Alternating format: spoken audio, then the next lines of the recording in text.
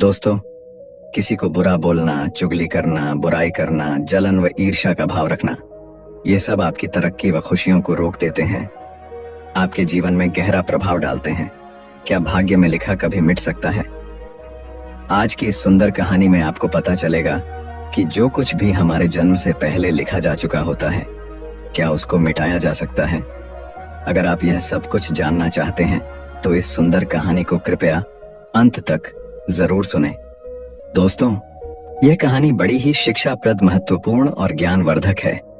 मेरा आपसे निवेदन है कि कहानी के अंत तक हमारे साथ में बने रहना। नमस्कार दोस्तों, देर न करते हुए कहानी शुरू करते हैं। प्राचीन समय की बात है। एक गांव में रामू नाम का गरीब किसान रहता था। उसके परिवार में सिर्फ वह और उसकी पत्नी रहती थी। किसान के घर में बहुत समय के बाद एक लड़के का जन्म हुआ। किसान और उसकी पत्नी बहुत खुश थे। सभी आसपास के लोग किसान को बधाई देने के लिए आ रहे थे। एक दिन सुबह का वक्त था। तभी किसान के घर के बाहर से एक साधु ने भिक्षा के लिए आवाज लगाई। किसान के घर में आज खुशी का दिन था, इसलिए उसने साधु महाराज को अंदर बुला लिया और उन्हें बैठने के लिए कहा। जब साधु महाराज बैठ गए तो किसान ने साधु महाराज से कहा, महात्मा जी, हमारे घर में बहुत समय के बाद बच्चे का जन्म हुआ है। आप कृपया करके इसका नामकरण कर दीजिए। साधु ने जैसे ही बच्चे को अपनी गोद में उठाया, तभी साधु ने देखा कि बच्चे की बाजू पर एक चिन्ह बना हुआ है जो राजयोग को दर्शाता है। साधु बच्चे की बाजू के ऊपर चिन्ह देखकर हैरान रह गया। किसान ने जब साधु को हैरान परेशान देखा तो उसने कहा, महात्मा जी, क्या बात है? आप इतना परेशान क्यों नजर आ रहे हो? साधु ने कहा, बेटा, मैं परेशान नहीं हूं, बल्कि मैं तो बहुत खुश हूं, क्योंकि तुम्हारा बेटा बहुत किस्मत वाला है। तुम्हारे बेटे की किस्मत में राजयोग लिखा है। किसान ने कहा, महात्मा जी, मैं आपकी बात समझा नहीं। आप क्या कहना चाहते हो? साधु ने कहा, बेटा, तुम्हारा पुत्र एक दिन राजा बनेगा।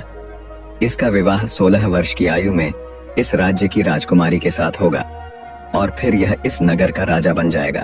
साधु की बात सुनकर रामू बहुत खुश हुआ। जब गांव के लोगों को पता चला कि रामू का बेटा एक दिन इस नगर का राजा बनेगा, तो सभी लोग उसको देखने के लिए आने लगे। एक दिन की बात है, उस नगर का राजा हिरण का शिकार करता करता काफी दूर जंगल में निकल गया, लेकिन हिरण राजा के हाथ नहीं आया। राजा को हिरण का पीछा करते करते प्यास लग गई थी, लेकिन राजा को आसपास कोई नदी या तालाब भी नहीं मिला जहां से वह पानी पी सके। राजा काफी समय से जंगल में इधर उधर घूम रहा था। राजा पानी की तलाश में भटकता हुआ उसी गांव में पहुंच गया जहां रामू रहता था। तभी राजा की नजर एक महात्मा के ऊपर पड़ी। राजा ने महात्मा से पानी मांगा। महात्मा ने राजा को रुकने के लिए कहा और अपनी कुटिया के अंदर से पानी लेने के लिए चले गए। महात्मा ने पानी लाकर राजा को दिया। राजा पानी पीने लगा। पानी पीने के बाद राजा ने देखा कि बहुत सारे लोग बाहर इकट्ठे होकर जा रहे थे। राजा ने महात्मा से उन लोगों के बारे में पूछा तो महात्मा ने कहा, यह सभी रामू के घर जा रहे हैं, क्योंकि उसके घर में एक बहुत ही किस्मत वाला बच्चे का जन्म हुआ है और एक साधु बाबा ने उसके बारे में भविष्यवाणी की है। राजा ने पूछा, बाबा, ऐसी कौन सी भविष्यवाणी की है जिसके कारण सभी लोग वहां जा रहे हैं? महात्मा ने कहा, साधु बाबा ने बताया है कि जब रामू का बेटा 16 साल का होगा तो उसका विवाह इस राज्य के राजा की पुत्री के साथ होगा और उसका पुत्र इस राज्य का राजा बनेगा। महात्मा की बात सुनकर राजा को बहुत गुस्सा आया कि आखिर एक मामूली किसान का बेटा उसकी पुत्री के साथ विवाह कैसे कर सकता है। राजा ने महात्मा से कहा, महात्मा जी, मैं ही इस राज्य का राजा हूं और आप क्या सोचते हो, एक मामूली किसान के बेटे के साथ मैं अपनी बेटी की शादी कर दूंगा? महात्मा ने कहा, राजन, जो इस बच्चे के भाग्य में लिखा है उसे कोई नहीं मिटा सकता। राजा को अपनी ताकत पर बहुत घमंड था। उसने कहा, महात्मा जी, मैं भगवान का लिखा हुआ आपको मिटाकर दिखाऊंगा। महात्मा ने मुस्कुराते हुए कहा, राजन, मैं भी यही हूं और आप भी यही हैं, देखते हैं। राजा ने महात्मा को प्रणाम किया और वापस अपने राजमहल चला गया। रात को राजा को नींद नहीं आ रही थी। वह यही सोच रहा था कि किसी भी हालत में उस साधु की भविष्यवाणी को सच नहीं होने देनी है। अगले दिन राजा अपना वेश बदलकर रामू के गांव में पहुंच गया। लोगों से पूछता पूछता राजा रामू के घर पहुंचा राजा ने रामू के घर के बाहर जाकर उसे आवाज लगाई। रामू उसकी आवाज सुनकर घर से बाहर आया और उससे पूछा, आप कौन हो और किस लिए आए हो? राजा ने कहा, मैं सेठ हूं और मेरे खुद के कपड़े का व्यापार भी है और पास के ही गांव में रहता हूं। मैंने लोगों से सुना है कि तुम्हारे घर में एक तकदीर वाला बच्चे का जन्म हुआ है और उसकी किस्मत में राजयोग लिखा हुआ है। रामू ने कहा, हाँ सेठ जी, आपने सही सुना है। राजा ने रामू से कहा, अगर तुम बुरा ना मानो तो एक बात कहूं। रामू ने कहा, हाँ सेठ जी बोलो। राजा ने कहा, तुम अपना बच्चा मुझे दे दो, इसके बदले में मैं तुम्हें बहुत सारा धन दूंगा और तुम्हारे बच्चे का पालन पोषण भी करूंगा। रामू की पत्नी ने कहा, नहीं सेठ जी, मैं अपना बच्चा आपको नहीं दे सकती। राजा ने कहा, तुम एक मामूली से किसान हो, तुम अपने बच्चे का पालन पोषण अच्छी तरह से कैसे कर सकोगे? रामू ने सेठ की बात सुनकर कहा, हाँ सेठ जी, आप ठीक कहते हो, हम इस बच्चे का पालन पोषण अच्छी तरह से नहीं कर सकेंगे। रामू की बात सुनकर उसकी पत्नी ने कहा, ठीक है सेठ जी, मैं आपको अपना बच्चा देने के लिए तैयार हूं, लेकिन जब यह 16 साल का हो जाएगा तब आप मुझे इसे वापस कर दोगे? राजा ने कहा, हाँ ठीक है, जब तुम्हारा बच्चा 16 वर्ष का हो जाएगा तो मैं इसे तुम्हें वापस कर दूंगा। यह कहकर राजा ने बच्चे को ले लिया और वहां से चला गया। राजा अपने साथ बच्चे को लेकर एक नदी पर पहुंचा। राजा ने सोचा था कि वह बच्चे को नदी में छोड़ देगा और उसकी मृत्यु हो जाएगी, लेकिन बच्चे का मासूम चेहरा देखकर उसको नदी में छोड़ने की हिम्मत नहीं हुई। बहुत सोचने के बाद राजा ने लकड़ी का एक संदूक लिया और बच्चे को संदूक में बंद करके पानी में बहा दिया। राजा ने सोचा संदूक गहरी नदी में जाकर अपने आप ही डूब जाएगा और यह बच्चा मर जाएगा। यह सोचकर राजा अब निश्चित होकर वापस राजमहल में चला गया कि अब यह बच्चा वापस नहीं आएगा और मेरी बेटी के साथ इसकी शादी भी नहीं होगी। मैंने भाग्य का लिखा हुआ मिटा दिया। उधर वह संदूक बहता हुआ एक नदी के किनारे पर पहुंचा, जहां पर एक धनवान सेठ सूर्य देवता को जल चढ़ा रहे थे। उस सेठ ने जब संदूक को खोलकर देखा तो उसके अंदर एक बच्चे को देखकर वह हैरान हो गए। उस सेठ की कोई संतान नहीं थी। सेठ उस बच्चे को अपने घर ले गया। सेठ की पत्नी बच्चे को देखकर बहुत खुश हुई। उसने जब सेठ से पूछा कि यह बच्चा किसका है, तो सेठ ने उसको बच्चे के बारे में बताया कि कैसे वह उस नदी में बहता हुआ मिला है। सेठ और उसकी पत्नी ने बच्चे के लिए भगवान को हाथ जोड़कर धन्यवाद किया। अब वह बच्चा सेठ के घर में पलने लगा। सेठ ने उस लड़के का नाम सूरज रखा था। इसी तरह धीरे धीरे 16 वर्ष बीत गए।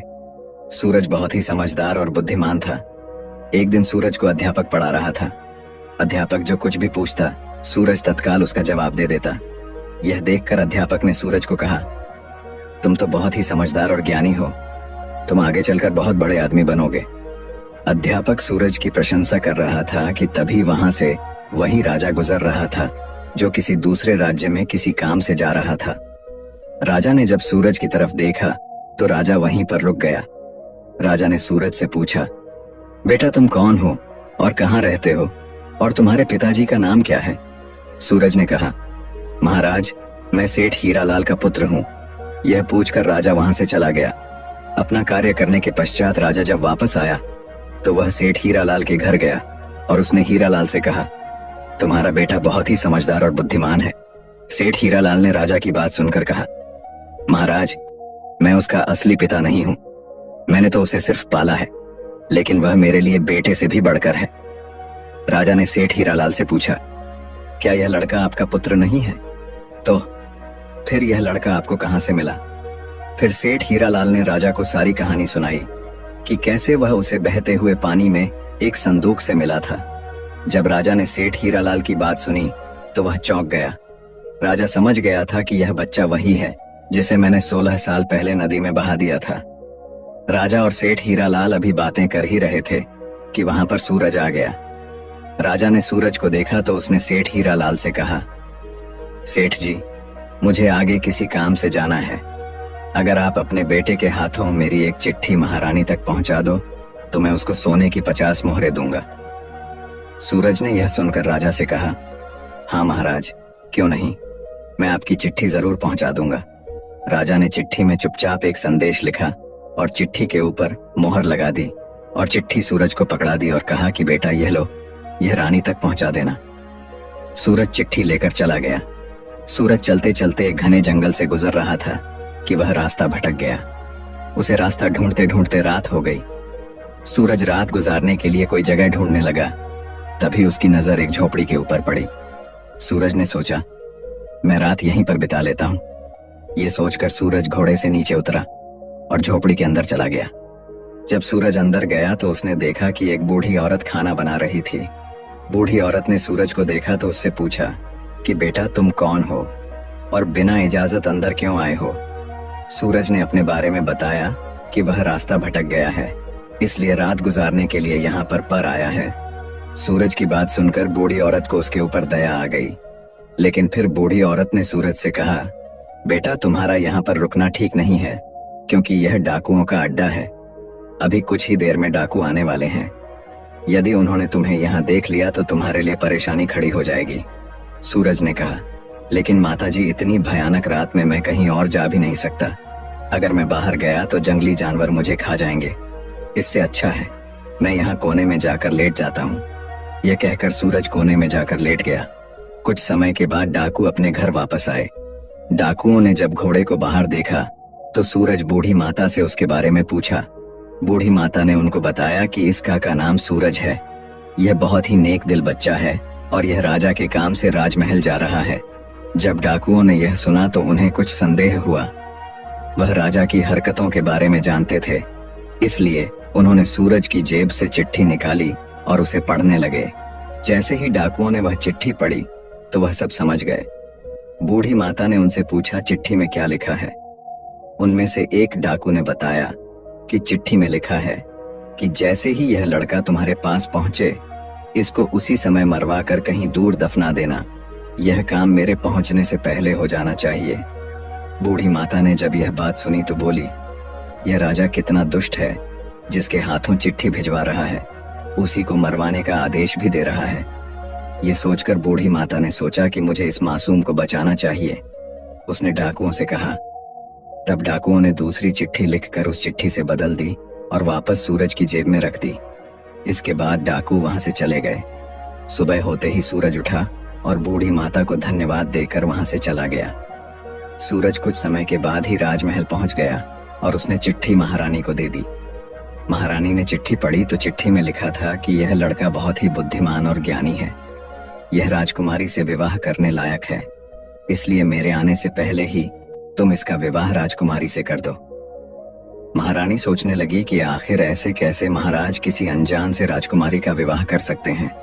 लेकिन फिर उसने देखा कि चिट्ठी पर राजा की मोहर भी लगी हुई थी, इसलिए यह लड़का झूठ नहीं बोल सकता। यह सोचकर महारानी ने राजकुमारी का विवाह उस युवक से कर दिया। कुछ दिनों के बाद जब राजा वापस आया तो उसे पता लगा कि उसकी पुत्री का विवाह उसी युवक से हो गया है। यह सुनते ही राजा गुस्से से आग बबूला हो गया और उसने महारानी से पूछा, तुमने यह सब क्यों किया। तब महारानी ने बताया कि महाराज, जैसा कि आपने चिट्ठी में लिखा था मैंने वैसा ही किया है। राजा ने महारानी को चिट्ठी दिखाने के लिए कहा। जब महारानी ने चिट्ठी दिखाई तो राजा ने चिट्ठी में कुछ और ही लिखा पाया। यह देखकर राजा ने गुस्से में सैनिकों को कहा, जाओ और जाकर सूरज को पकड़ कर लाओ। सैनिक तुरंत गए और सूरज को पकड़ कर ले आए। राजा ने गुस्से में सूरज से कहा, तुमने धोखे से मेरी पुत्री के साथ विवाह तो कर लिया, लेकिन मैं तुम्हें अपना दामाद स्वीकार नहीं करूंगा। सूरज ने राजा की बात सुनकर कहा, लेकिन महाराज, मैंने तो आपके साथ कोई धोखा नहीं किया है। राजा ने सूरज की बात सुनकर कहा, तुम मुझे भी बेवकूफ बनाना चाहते हो, लेकिन मैं तुम्हें अपना दामाद स्वीकार नहीं करूंगा। अभी दोनों की बात चल ही रही थी कि एक सैनिक ने आकर राजा से कहा, महाराज, बाहर एक महात्मा आए हैं, वह आपसे इसी समय मिलना चाहते हैं। राजा ने महात्मा को अंदर लाने का आदेश दिया। महात्मा जी अंदर आए तो राजा ने उठकर उनको प्रणाम किया और उनके आने का कारण पूछा। महात्मा ने कहा, राजन, लगता है आपने मुझे पहचाना नहीं। राजा ने कहा, नहीं महाराज, मैंने आपको नहीं पहचाना। नहीं, महात्मा ने मुस्कुराते हुए कहा, राजन, मैं वही हूँ जिसे तुम आज से 16 वर्ष पहले भाग्य का लेखा मिटाने की बात बोलकर आए थे। जैसे ही महात्मा ने यह बात कही, राजा एकदम से चौंक गया। उसे सब कुछ याद आ गया। महात्मा ने मुस्कुराते हुए कहा, क्यों राजन, भाग्य का लिखा मिटा दिया? राजा ने आंखें नीची करके कहा, नहीं महात्मा जी, मैं भाग्य के हाथों हार गया। महात्मा ने कहा, राजन, भाग्य के हाथों कोई नहीं जीत सकता, इसलिए अब सूरज को अपना दामाद स्वीकार करो और अपना राजपाट उसको सौंप दो। राजा ने कहा, महात्मा जी, जैसा आपने कहा है वैसा ही होगा। राजा को समझाकर महात्मा जी वहां से चले गए। राजा ने सूरज से माफी मांगी और सारा राजपाट उसको सौंप दिया। तो दोस्तों, कैसी लगी आपको ये कहानी? आप हमें कमेंट सेक्शन में जरूर बताना, और अच्छी लगी हो तो इस चैनल को सब्सक्राइब जरूर कर लेना। तो चलिए मिलते हैं ऐसी ही कोई नई कहानी में। तब तक के लिए अपना ख्याल रखें। धन्यवाद।